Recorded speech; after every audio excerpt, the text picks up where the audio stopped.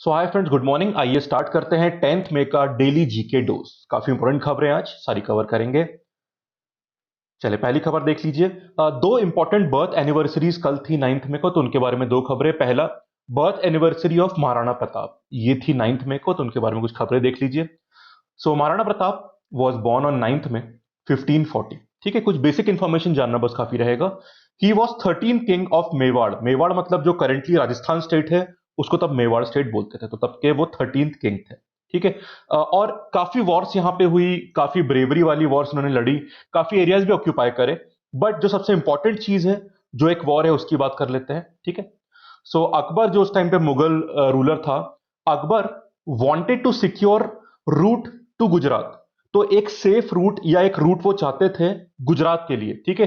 This route pass through Mewar, जहां के राजा महाराणा प्रताप थे। ठीक है। सो उन्होंने एक कॉन्वॉय भी भेजा कि महाराणा प्रताप सरेंडर कर दे उनके अंडर, मतलब एक उनकी सुप्रीमेसी एक्सेप्ट कर लें। पर Maharana Pratap refuse to give up, उन्होंने ये बात नहीं मानी। So Maharana Pratap refuse to give up. इस कारण से एक बैटल हुई थी, which is very very important, जिसको हम बोलते हैं बैटल ऑफ हल्दी घाटी। ठीक है। 18 जून को हुई थी 1576। तो रीजन समझ गए। मुगल चाहते थे कि उनको गुजरात के लिए मेवाड़ के थ्रू एक सिक्योर रास्ता मिले, और मेवाड़ के राजा थे उस टाइम पे महाराणा प्रताप, जो नहीं माने सरेंडर या सुप्रीमेसी एक्सेप्ट करने को, तो लड़ाई हुई। This fight was between, Haldi Ghati की वॉर की बात कर रहा हूं, between Maharana Pratap and the Mughal forces. और मुगल फोर्सेस किसके अंडर थी?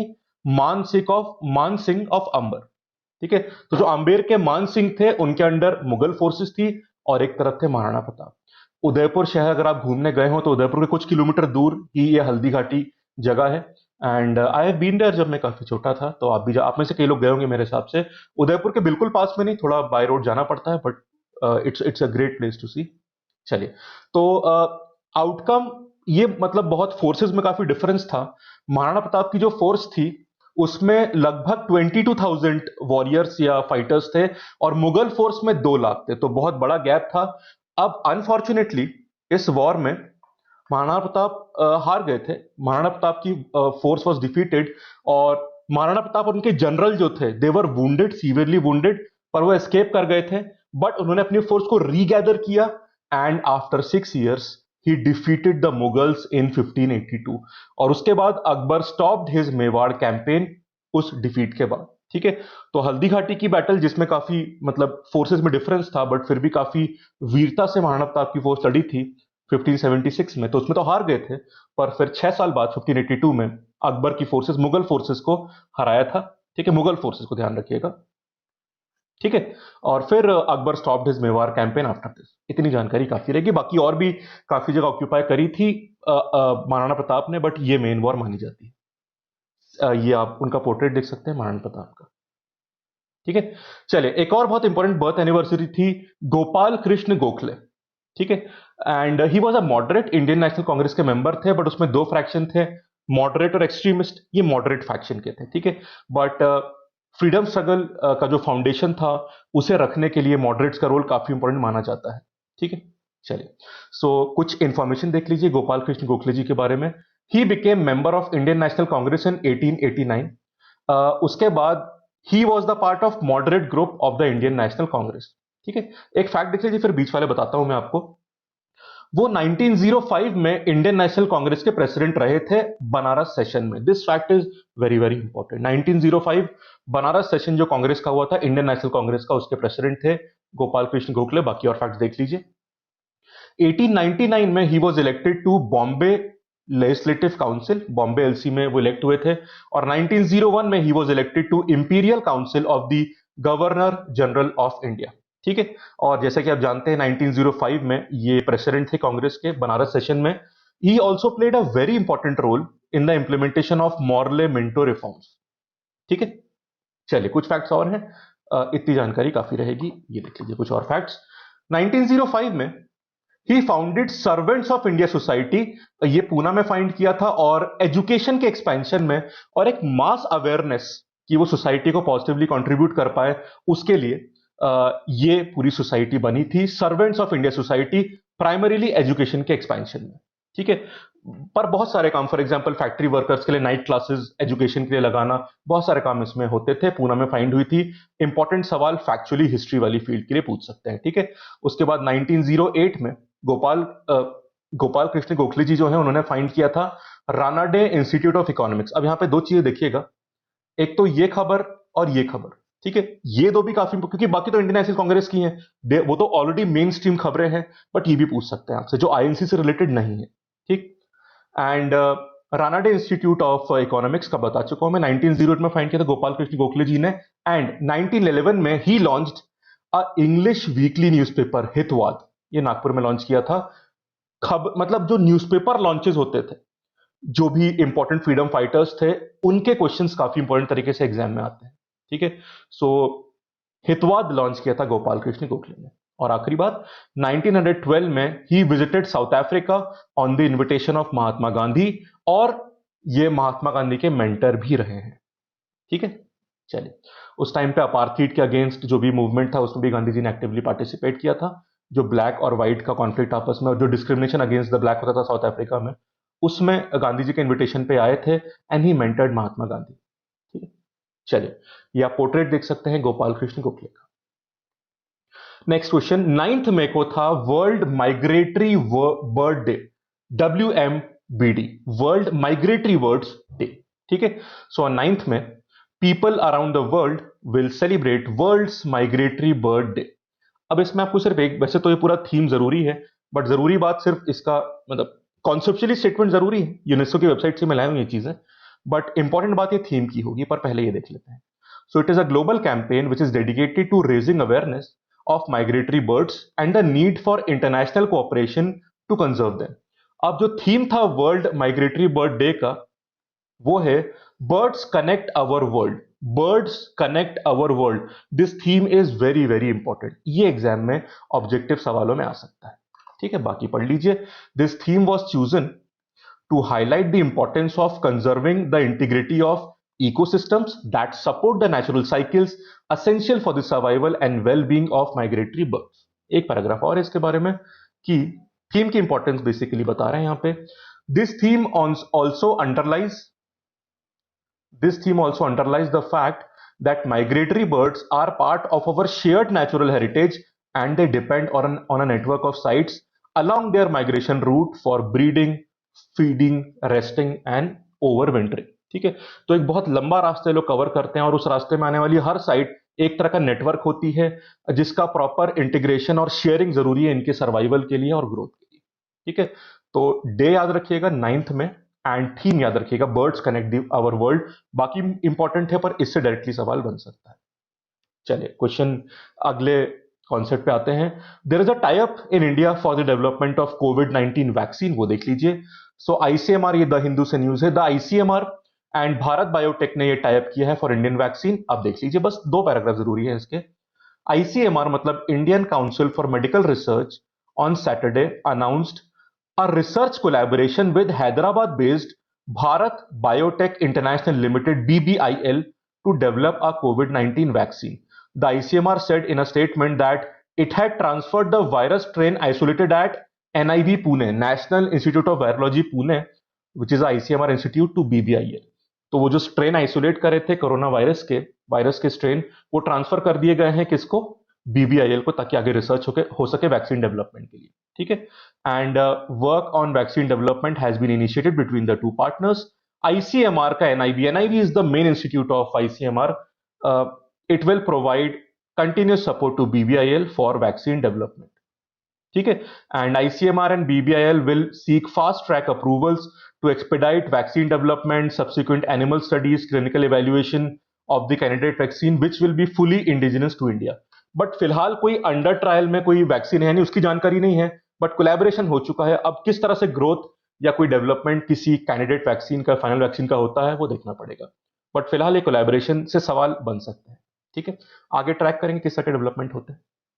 ओके, नेक्स्ट एक एफर्ट करा गया है to check the fake news, because हम जानते हैं कि बहुत सारी फेक न्यूज चल रही हैं, तो उसके अगेंस्ट सोसाइटी में भी चल रहे हैं चेंजेस, एफर्ट्स की रोका जाए, और पुलिस में भी एफर्ट चल रहे हैं। उसी के लिए खबर है that police has got a guide या manual to check the fake news, ठीक है। Manual has asked them to check with reliable sources. तो काफी इंस्ट्रक्शन है कैसे फेक न्यूज चेक करी जाए, उसमें एक क्या है, you should always check with the reliable sources. इन रिलायबल सोर्सेज में द हिंदू पेपर का नाम है, पीआईबी का नाम है, प्रेस इंफॉर्मेशन ब्यूरो। और अगर आप पीआईबी की वेबसाइट में जाओगे तो आपको एक वहां पे सेक्शन मिलेगा जहां पे आप न्यूज डाल के उसे फैक्ट चेक करवा सकते हैं।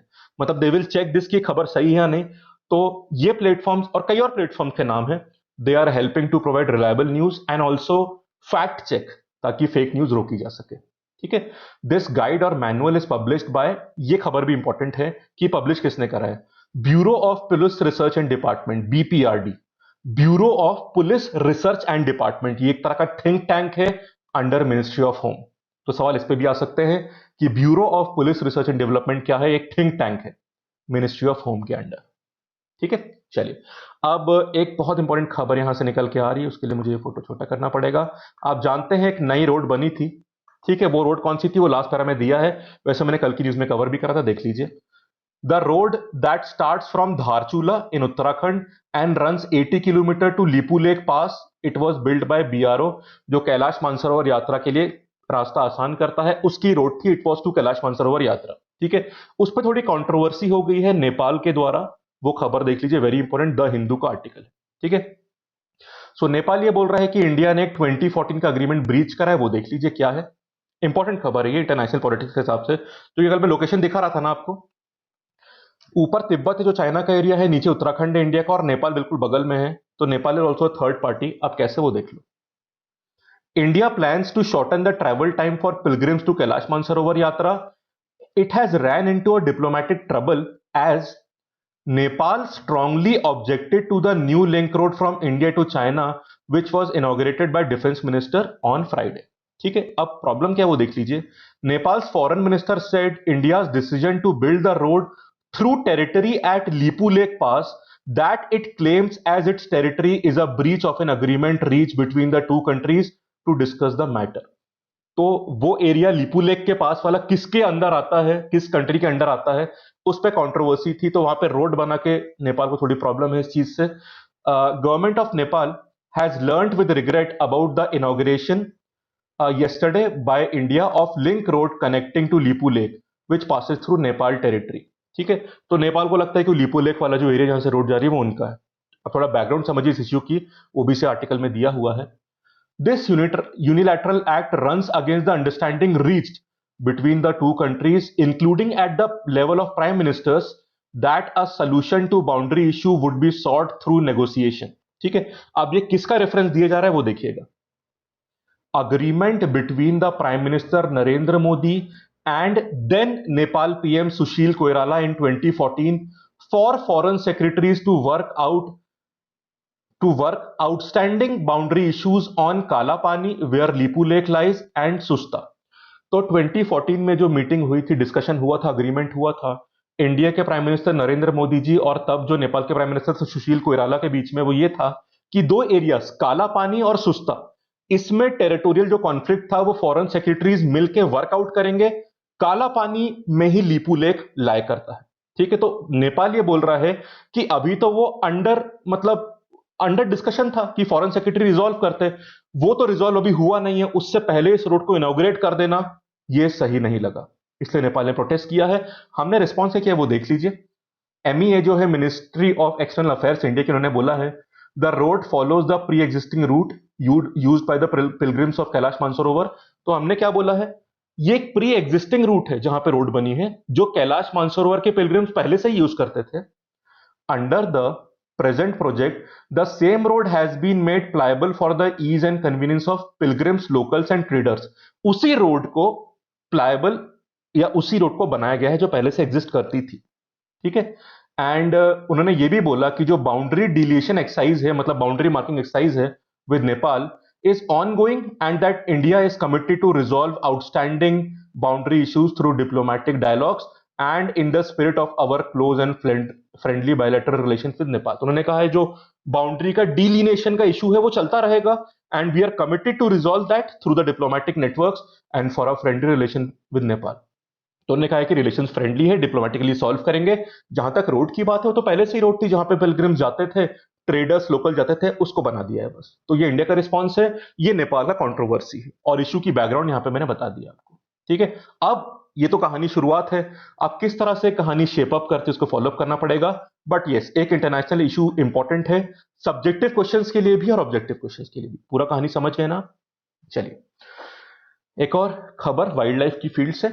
सुंदरबन जो एरिया है वेस्ट बंगाल में, वहां पे टाइगर का काउंट बढ़ा है, तो देख लीजिए। सो पहले तो आप ये देख लीजिए कि जो सुंदरबन डेल्टा है, आप जानते हैं ना, सुंदरबन डेल्टा में सुंदरी ट्रीज होती हैं, मैंग्रोव ट्रीज होती हैं। उन पेड़ों के कारण, क्योंकि वो सुंदरी ट्री वहां पे होती है, इसलिए मेरे को सुंदरबन बोलते हैं। This delta is spread across India and Bangladesh. ठीक है, और ये जो मैंग्रोव फॉरेस्ट है, it is Sundarban is the only mangrove forest in the world which is inhabited with tigers. ठीक है, अब रिपोर्ट ये है कि वेस्ट बंगाल फॉरेस्ट डिपार्टमेंट ने ये रिपोर्ट दी है कि 2019 और 20 में जो सुंदरबन में टाइगर काउंट है वो 96 है, और 2018 और 19 मतलब एक साल पहले 88 था। तो 8 टाइगर्स बढ़े हैं। ठीक है, it is a good increase, and this is the biggest annual jump reported by Sundarban. इससे पहले के इंक्रीज से कम ही होते थे, पहली बार 8 का इंक्रीज हुआ है। तो 2018-19 में द नंबर वाज 88 सुंदरबन में टाइगर्स का, और 2019 और 20 में 96 इंक्रीज हुआ है। बाकी ये फैक्ट भी काफी इंपॉर्टेंट है, it is the only mangrove forest in the world जहां पे टाइगर होते हैं। क्लियर हो गया? चलिए आगे चलते हैं। कोविड 19 वाले केसेस में जो डिस्चार्ज गाइडलाइंस है उनमें थोड़ा चेंज करा गया, थोड़ा ईज करा गया है। उसके ऊपर पूरा आर्टिकल आप न्यूज़पेपर और द हिंदू में भी देख सकते हैं, उसमें भी खबर डिटेल में है। उसका रिलेवेंट 2 पैराग्राफ मैं आपके लिए लाया हूं। तो जो भी डिस्चार्ज करेंगे उसमें थोड़ा चेंजेस करें हैं। तो union health ministry has revised it's discharge guidelines for Covid 19 patients, saying only those with severe illness need to test negative through a swab test before discharge. Other categories of patients like very mild, pre-symptomatic and moderate cases need not be tested before discharge. And this 2-page revised guideline replaces the rule that patients could, तो जो पहले का rule था उसको replace कर रहा है। वो रूल क्या था देख लीजिए, पिछला rule replaces the rule that patients could be discharge only after testing negative on the 14th and 21st day after confirmation of the infection. तो रिलैक्सेशन दिया गया है रूल्स में। बाकी डिटेल गाइडलाइन न्यूज़पेपर आर्टिकल्स में मिल जाएगी, हिंदू में आप बाकी जो न्यूज़पेपर पढ़ते हैं आप, पर मेन जिस्ट मैंने यहां पे आपको बता दिया। ठीक है, अब ये नई गाइडलाइंस किस तरह से शेप अप करते हैं, कैसा इनका रिजल्ट आता है वो देखना पड़ेगा, बट फिलहाल ये बात बोली गई है। ठीक है, चलिए एक और इंपॉर्टेंट खबर, स्ट्रिंजेंसी इंडेक्स, एक नया इंडेक्स बनाया गया है based on the government response to COVID 19। पहले देख लो कि ये इंडेक्स किसने बनाया है। ये इंडेक्स बनाया है ऑक्सफोर्ड यूनिवर्सिटी ने। ठीक है, सारे दुनिया के देश कोविड 19 को फाइट करने के लिए कितना स्ट्रिक्ट एक्शंस ले रहे हैं उसको चेक करने के लिए, उसको जज करने के लिए इंडेक्स बनाया गया है, स्ट्रिंजेंसी इंडेक्स, जो ऑक्सफोर्ड यूनिवर्सिटी ने बनाया है। तो ये नाम पूछ सकते हैं कि इंडेक्स किसने बनाया। अब इंडेक्स क्या है वो देख लीजिए। The government response stringency index, it is a composite measure based on 9 responses indicators. तो 9 तरह के रिस्पॉन्स इंडिकेटर्स पे बनाया गया है, जैसे कि school closure, workplace closure, travel bans etcetera. और इन सारे रिस्पॉन्सेस को रीस्केल करा गया है to a value from 0 to 100। 100 मतलब स्ट्रिक्टेस्ट रिस्पॉन्स। ठीक है, बट एक बात ध्यान देनी पड़ेगी, जो बात बोली गई है यहां पे, this index simply records the number and strictness of government policies and should not be interpreted as scoring the appropriateness or effectiveness of a country's response. ये सिर्फ एक्शन जो सरकार के हैं, जो सरकार की पॉलिसी है, उसकी स्ट्रिक्टनेस के लिए बनाया गया है, इफेक्टिवनेस के लिए नहीं। कई देश हो सकते हैं जिन्होंने रिस्ट्रिक्शन कम लगाए हो पर इफेक्टिवनेस ज्यादा हो, या कई देश ऐसे हो सकते हैं यहां पर रिस्ट्रिक्शन ज्यादा है पर इफेक्टिवनेस कम है। तो कौन सा देश कितना अप्रोप्रिएटली और इफेक्टिवली डील कर रहा है कोविड 19 को, उसके लिए जज मत करना इस इंडेक्स को। It is only for the strictness of policies and implementation. ठीक है, इंडिया के हालत में काफी अच्छे, इंडिया ने काफी स्ट्रिक्ट स्टेप लिए हैं, आप जानते हैं। सो इंडिया का स्कोर 100 है मार्च 22 से। तो इंडिया की गवर्नमेंट ने काफी स्ट्रिक्ट स्टेप्स लिए हैं कोविड 19 को फाइट करने के लिए। तो हमारा तो स्कोर 100 है मार्च 22 से, मतलब पूरा स्ट्रिक्ट कैटेगरी में काम चल रहा है अभी। ठीक है फ्रेंड्स, तो ये थे आज के very important GK dose and पूरा एक्सप्लेनेशन। होपफुली कहानी क्लियर हो गई आपको। ठीक, अगर कंटेंट पसंद हो तो वीडियो लाइक कर दीजिएगा। अपने फीडबैक्स कमेंट सेक्शन में जरूर लिखा करिए, पॉजिटिव नेगेटिव जो भी हो, they are very important for me. ठीक है, और चैनल सब्सक्राइब जरूर कर लीजिएगा। Thank you, have a nice day.